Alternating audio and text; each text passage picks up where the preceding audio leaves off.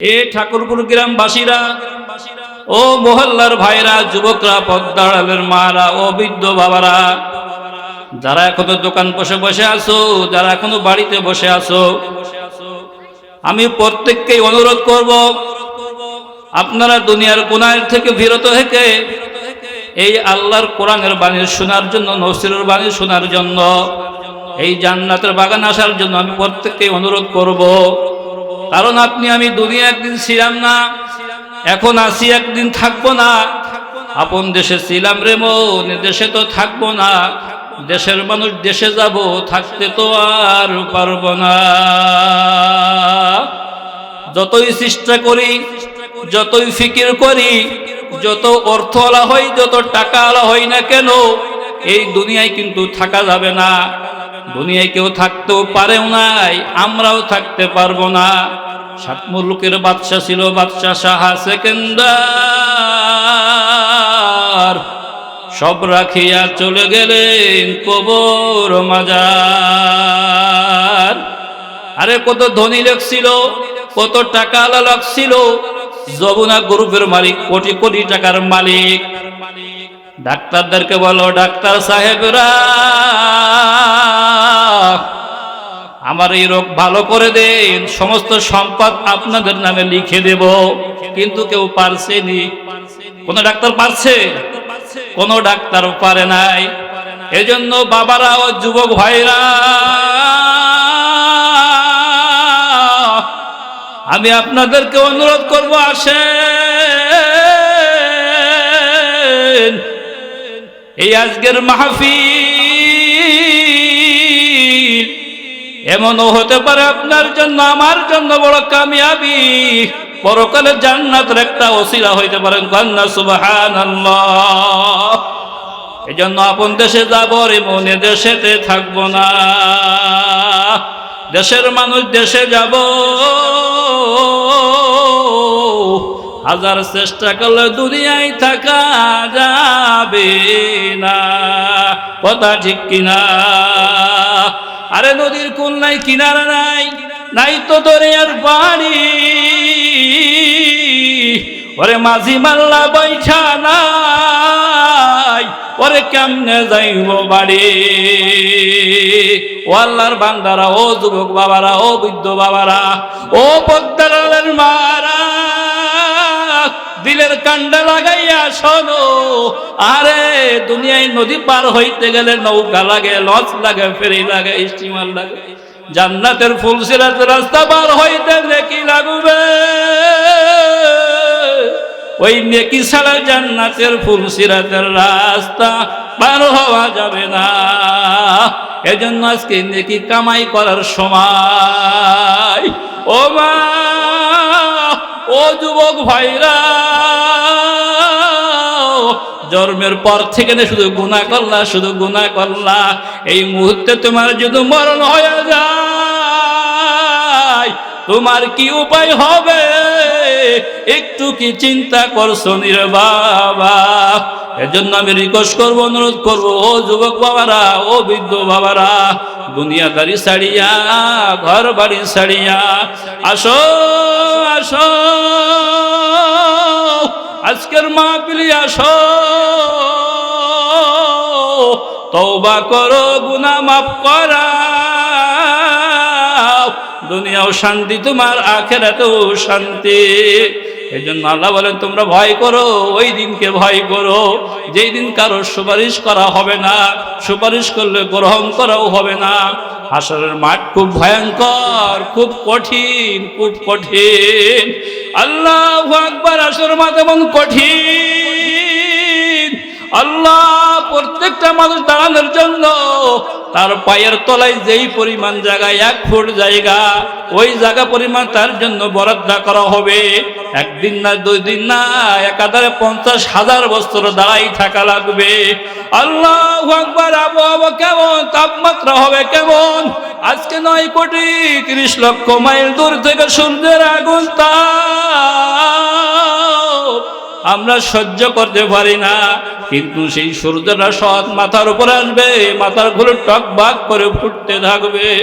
আল্লাহ একাধারে 50,000 বছর তাকে দাঁড়াই থাকা লাগবে, খুব কঠিন। কে নারী কে পুরুষ দেখার কোনো সময় থাকবে না। আল্লাহ রাসূল সাল্লাল্লাহু আলাইহি ওয়াসাল্লাম বললেন, ওই দিন মানুষ যার যার চিন্তায় পেরেশানিতে অস্থির হয়ে যাবে, পাগল পারা হয়ে যাবে।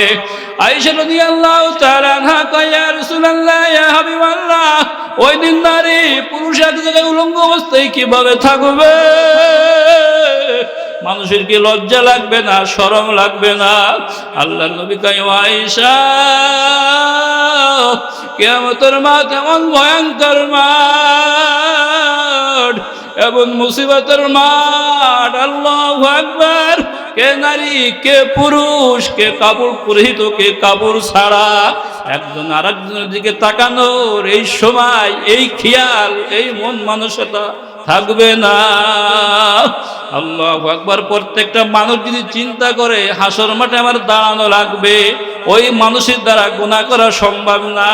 আল্লাহ কয়, আবু হাসিবতুম আন্নামা খলাকনাকুম আবাসাও ওয়া আন্নাকুম ইলাইনা লা তুরজাউন। হে মানুষ, তোমরা কি মনে করে বসছো তোমাদের কি দুনিয়া থেকে আশা লাগবে না, আমার কাছে আশা লাগবে না, আমার কাছে প্রত্যর্পণ করা লাগবে না? ও বান্দা, আমার কাছে আশা লাগবে। আর যদি গুনাহ নিয়ে খবরে আসো, তোমার কোনো উপায় থাকবে না। এই জন্য কিয়ামতের মাঠ খুব ভয়াবহ মাঠ। প্রত্যেককে 5টা প্রশ্ন করা হবে। ও বাবারা, সবাই একটু মুখ খুলে বলেন, কয়টা প্রশ্ন করা হবে? 5টা প্রশ্নের উত্তর না দিয়ে এক পাও সামনে আগানো যাবে না রে বাবা। 1 নম্বর প্রশ্ন থাকবে, আল্লাহর বান্দা, তোমাকে যে আমি হায়াত দিয়েছি 70 বছর, 60 বছর, 80 বছর, এই হায়াত তুমি কোন কাজে ব্যয় করলা? এই হায়াত তুমি কোন পথে খরচ করলা? ও যুবক বাবারা, টিভির দোকানে, সিডির দোকানে, বাজার দোকানে, চানাচুরের দোকানে সময় কাটাইলা, তাসের আড্ডায় সময় কাটাইলা, টিভির আড্ডায় সময় কাটাইলা, গাজার আড্ডায় সময় কাটাইলা। আমার মাওলার কাছে কি জবাব দেবা? বুঝে শুনে কিন্তু কবরে যাইও। 1 নম্বর প্রশ্ন থাকবে, তোমার হায়াত নামক যে দৌলত দিলাম, এই হায়াতকে তুমি কোন কাজে ব্যয় করেছো? আমরা তখন কি উত্তর দেব? ও বাবারা, এই যে মাহফিলে আসছে, আজকে মাহফিলে তওবা হবে, আলেম ওলামা নসিহত করবে। এমনও হতে পারে এই আশাটুক, এই বসাটুক আল্লাহ তাআলার দরবার বড় কবুলিয়াত হয়ে যাইতে পারে, জান্নাতে যাওয়ার জন্য একটা ওসিলা হইতে পারে। এই জন্য 1 নম্বর প্রশ্ন থাকবে, তোমাকে হায়াত দিয়েছিলাম, হায়াত তুমি কোন কাজে ব্যয় করেছো? 2 নম্বর প্রশ্ন করবে, হে যুবক, তোমাকে যে আমি যৌবন দিয়েছি, তুমি যৌবন তুমি কোন কাজে ব্যয় করছো? অসাবুন্নাসা ফি ইবাদাতিল্লাহ। হে যুবক, তোমার যৌবন কালকে তুমি যদি ইবাদত করে কাটাই নিতে পারো, আল্লাহ তোমাকে সেই কঠিন মুসিবতের দিন আরশের ছায়ার যে তোমাকে দান করবে। ও যুবক, এই যৌবন যদি একবার হারাইয়া যায়, শত চেষ্টা করলেও যৌবন আর ফিরে পাওয়া যাবে না। এই জন্য শেখ সাদি রহমাতুল্লাহ আলাইহি কোন একদিন রাস্তার পাশে হাইটে যাইতেছে, দেখে এক বুড়ি 80 বছর বয়স। কয় বছর? 80 বছর বয়স একজন বুড়ি। আগে তো কোনো কলপ ছিল না, কালি ছিল না, রং ছিল না। এইরকম হাড়ির পাতিলের কালি আর সরিষার তাল দিয়ে কালো রং বানাইয়া এইরকম মাথায় ঘষতেছে। শেখ সাদি রহমাতুল্লাহ যে কবি ছিলেন, বুড়ির দিকে লক্ষ্য করে বলেন, ও বুড়িমা, রাস্তার পাশে বসে চুল করছো কেশ। ও বুড়িমা, রাস্তার পাশে বসে রং ঘষি ঘষি চুল করছো কেশ।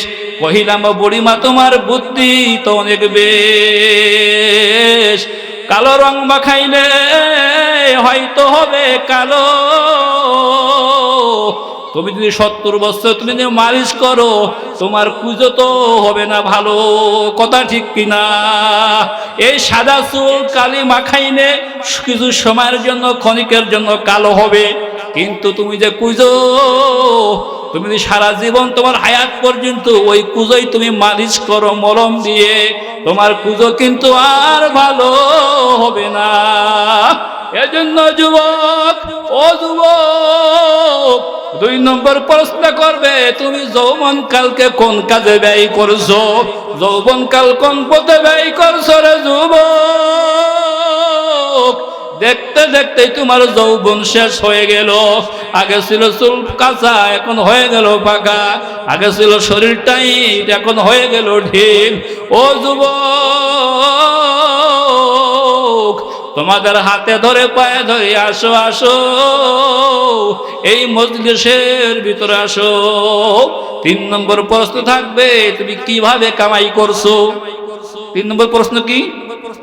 তুমি কিভাবে কামাই করছো? তুমি কিভাবে কামাই করছো? আজকে আমরা কামাই করি বাড়ি করার জন্য, ভালো থাকার জন্য, ভালো পরিবেশে চলার জন্য। হারাম নাই, হালাল নাই, সুদ নাই, ঘুষ নাই, যা মন চাই আমরা সেভাবেই কামাই করি। কিন্তু আল্লাহ বলছো, বান্দা লা ইয়াদখুলুল জান্নাতা জাসাদুন গুযিয়া বিল হারাম। তুমি হারাম কামাই করছো, সেই হারাম কামাই করে তোমার শরীরের রক্ত মাংস হয়েছে, ওই রক্ত মাংস জান্নাতের ভিতরে যেতে পারবে না। এজন্য কামাই করতে হবে হারাম না হালাল। আজকে ঘরে ঘরে সুদ খায়, ঘরে ঘরে লোন। আমরা মনে করি একসঙ্গে 1 লক্ষ টাকা জোগাড় করা সম্ভব না। 1 লক্ষ টাকা কিস্তি তুলে আস্তে আস্তে কাজ করে পরিশোধ করব। তুমি দুনিয়ার দিকে ঠিকই আগাইতে পারলা, কিন্তু আমার মওলার কাছে কিন্তু ধরা খাইলা। আমার আল্লাহ কাছে, ইয়া আইয়ুহাল্লাযীনা আমানুত্তাকুল্লাহ, আমি আল্লাহকে ভয় করো, আমি আল্লাহকে ভয় করো। কাকে ভয় করব বলে? আরে কারে ভয় করব বলে? আল্লাহ কইছে আমাকে ভয় করো, আমাকে ভয় করো। ওয়াজারু বাকিয়া মিনার রিবা, যারা সুদ খাও সুদ থেকে বিরত রাখো, সুদ পরিহার করো। ইন কুনতুম মুমিনিন, যদি তোমরা মুমিন দাবি করো, যদি তোমরা ঈমানদার দাবি করো, যদি তোমরা মুত্তাকিন দাবি করো, তাহলে সুদ থেকে তোমরা বেঁচে থাকো, সুদ বাদ দাও। তাও যদি না পারো, ফাইল্লাম তাফআলু ফাযারু বিহিরবিম মিনাল্লাহি ওয়া রাসূলি, যারা সুদ ছাড়তে পারবে না, ও বাবারা ভালো করে শোনো, আমার কথা না, আমার বাপ দাদার কথা না, আল্লাহর কালামের কথা। যারা সুদ ছাড়তে পারবে না, তারা আল্লাহ এবং আল্লাহর রাসূলের সঙ্গে যুদ্ধ ঘোষণা করো। নাউযুবিল্লাহ। আল্লাহর কার কথা বাজান?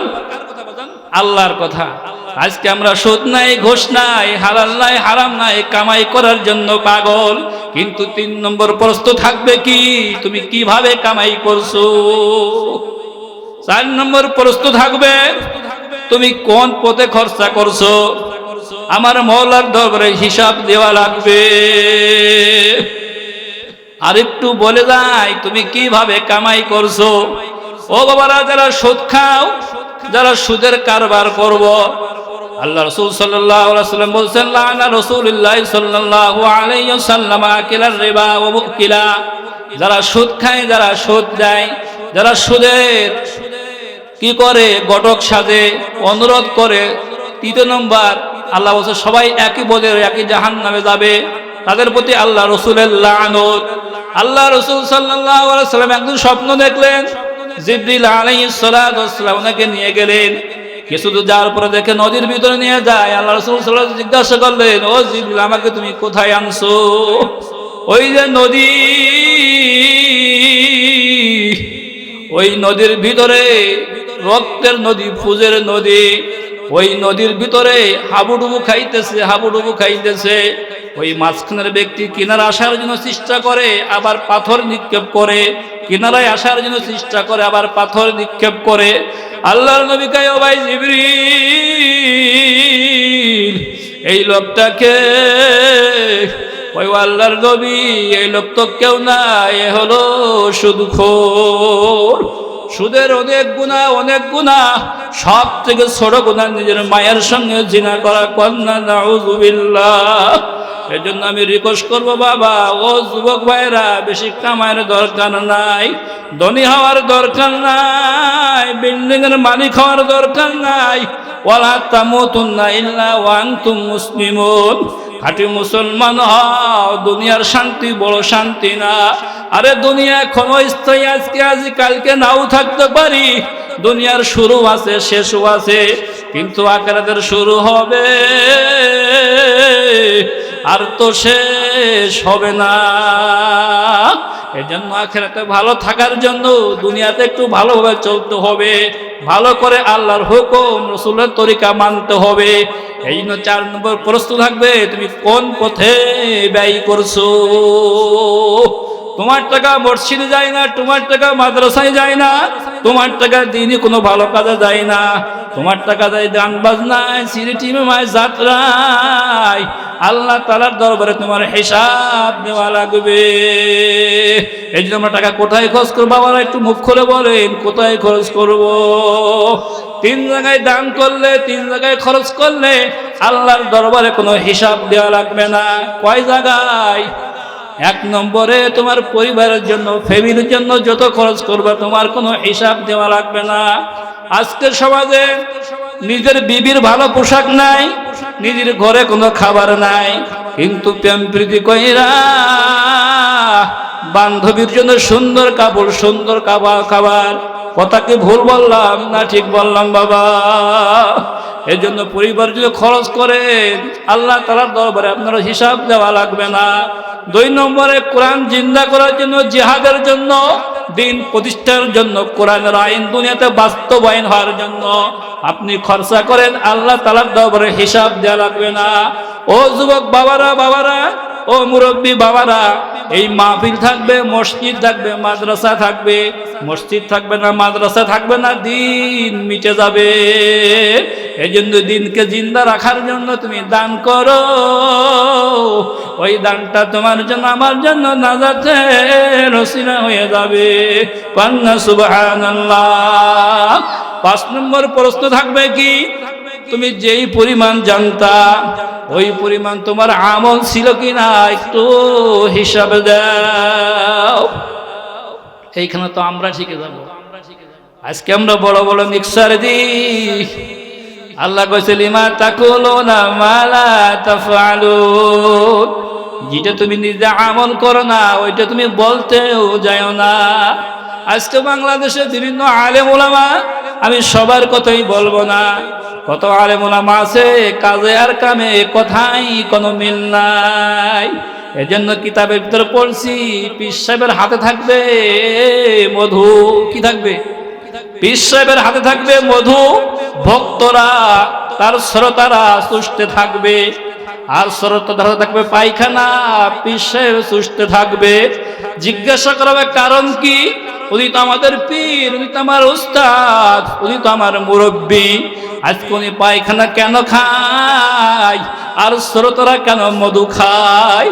বলাবে উস্তাদ ঠিকই বলতেন, শ্রোতারা সেই অনুযায়ী আমল করতেন। আজকে তারা সেই অনুযায়ী আমল করে তারা জান্নাতি হয়ে গেছে। আর বক্তা যা বলতেন সেই অনুযায়ী আমল করতেন না, এই জন্য আজকে পায়খানা সুষ্টেছে। 5 নম্বর প্রশ্ন থাকবে, তুমি যেই পরিমাণ জানতা ওই পরিমাণ তোমার আমল ছিল কিনা হিসাব দেওয়া লাগবে। এখনো বাবারা, যুবকরা, আপনারা বলেন শুধু আলেমরাই ধরা খাবে নাকি? আপনারা মাঝে মাঝে কথা কান, আমরা কিছু বুঝি না, আমরা কিছু জানি না, ও আলেমরাই জানে। ও বাজান, দুনিয়ার সব জানলেন, দুনিয়ার সব বুঝলেন, কিভাবে অর্থ জোগানো যাবে, কিভাবে টাকা কামাই করা যাবে, সব বুঝলেন, কিন্তু এই ব্যাপারে কিছু বুঝলেন না। এজন্য বাজান, আল্লাহ তাআলা আমাদের আমলকে দেখানো হবে, আমলনামা দেখাবে, আপনি আমি কি করছি সব দেখাবে। ইয়া লাইতানি লাম উতা কিতাবিয়া ওয়া লাম আদরি মা হিসাবিয়া ইয়া লাইতাহা ক্বালাতিল কাযিয়া মা আগনা আন্নি মালিয়া। আমলনামা দেখানো হবে, দেখবে আমি যা যা করছি সব তো আল্লাহ দেখাইছে, বেহিসাব কিছুই করে নাই। তখন বান্দা আফসোস করবে আর বলবে, মালিক মালিক আমি দুনিয়ার ধোঁকায় পড়ে শয়তানের নফসে পড়ে বন্ধু বান্ধবের নফসে পড়ে আল্লাহ আমি তোমার ইবাদত করতে পারি নাই আল্লাহ আমি তোমার গোলামি করতে পারি নাই আল্লাহ তুমি আমারে মাফ করে দাও ফারজি'না না'মাল সালিহান মুকিনুন আল্লাহ আমার একটু সুযোগ